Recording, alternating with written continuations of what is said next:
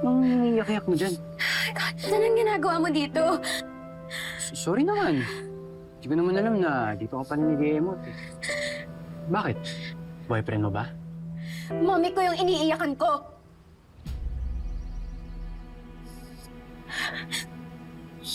Sorry. Huwag ka na magalit.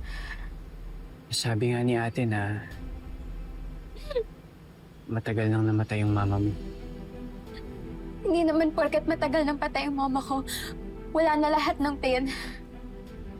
Kasi every single day, dapat buhay pa siya eh. Dapat masaya pa kami gaya ng ate mo.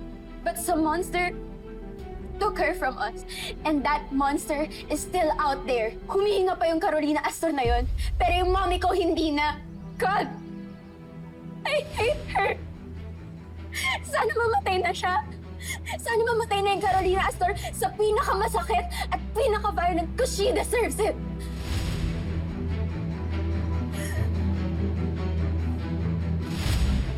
Sobra ka naman. Ano namang karapatan mong sumumpa ng ganyan eh hindi mo naman talaga kilala kung sino siya?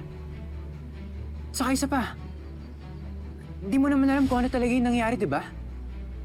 Kaya hindi mo siya pwedeng husgahan ng ganyan. Bakit, Stan? Kilala mo ba siya?